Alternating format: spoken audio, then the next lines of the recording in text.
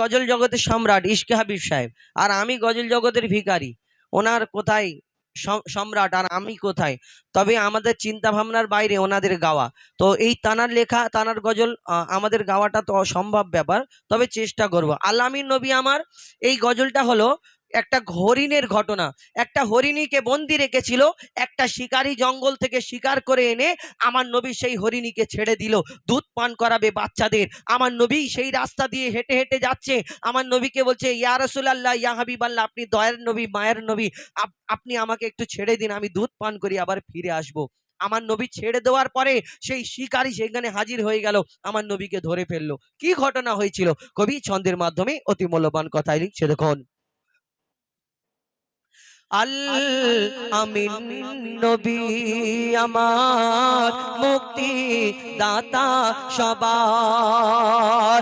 আল আমিন নবী আমার মুক্তি দাতা সবার। খোদা যারে বন্ধু করে দিল যে উপহার।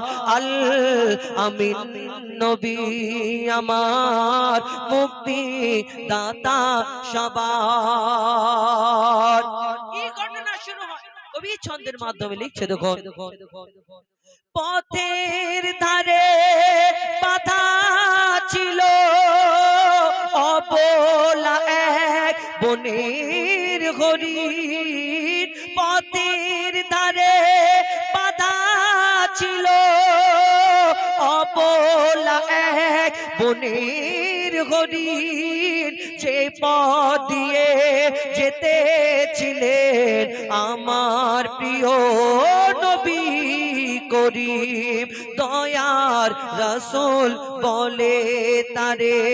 পথের ধারে বাধা ছিল অবলা এক বনের হরিণ।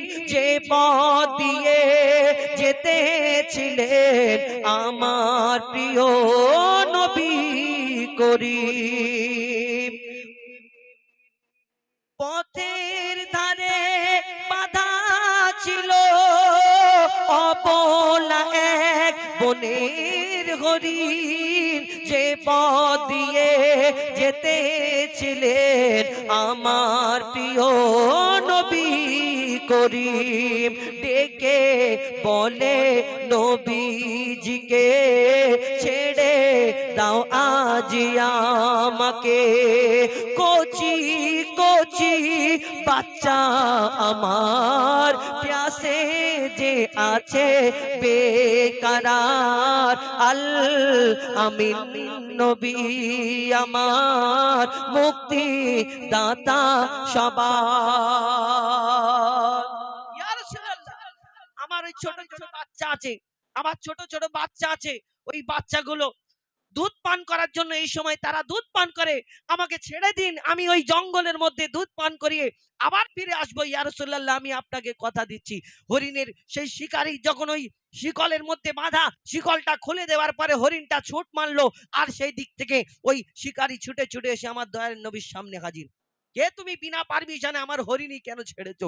আমার দয়ার নবী বলছে, শোনো হে ভাই, তোমার হরিণী ফিরে আসবে।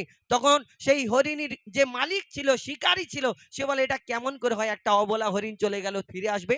তখন আমার নবীজি তাকে কি বলে, শোনো ভাই, তোমার হরিণী যতক্ষণ না ফিরে আসে তুমি আমাকে বন্দি রাখো। হরিণ, আমি তোমার কাছে জামিন থাকবো। কি ঘটনা হয় তারপর কবি ছন্দের মাধ্যমে লিখছে, দেখুন। হরিণ যখন ছেড়ে দিল শিকারী এক তখন এলো। হরিণ যখন ছেড়ে দিল শিকারী এক তখন এলো। বলে, বিনা হুকুম আমার হরিণ কেন ছাড়া পেল? দয়ার রাসূল বলে তারে, যতক্ষণ না আসে ফিরে। দয়ার রাসূল বলে তারে, যতক্ষণ না আসে ফিরে। বেঁধে রাখ রেখো তুমি আমার এই আবেদন যে আমার আল আমিন নবী আমার মুক্তি দাতা সবার।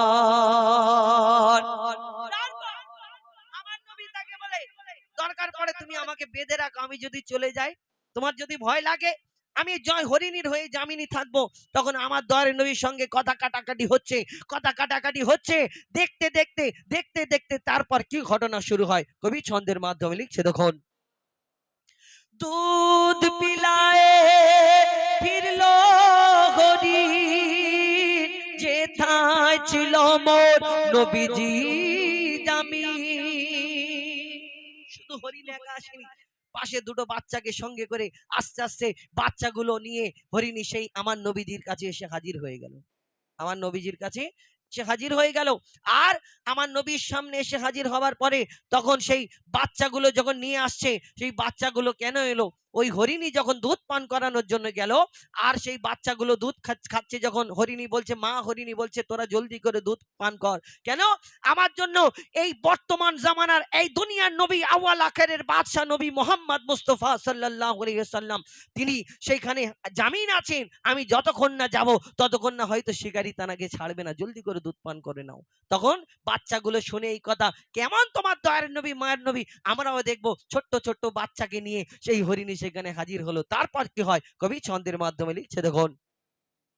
দুধ পিলায়ে ফিরলো হরিণ, যেথায় ছিল মোর নবীজি জামিন।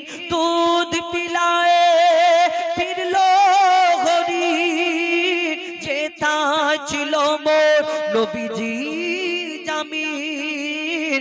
দেখে শিকারি অবাক হলো, বলে একি সেই আল আমিন। অবলা হরিণ কথা বলে, বলে তুমি যে শেষ নবী হলে। শিকারি শুনে লুটিয়ে পড়ে আর কলমা পড়ে বারবার। আল আমিন নবী আমার মুক্তি দাতা সবার। খোদা যারে বন্ধু করে দিল যে উপহার। আল আমিন নবী আমার। নারী তাকবীর। এই দেখ পাচ্ছ এসছে, এর থেকে খুলে খুলে একটা করতে হবে। এবার তাকবীর দাও, নারী তাকবীর।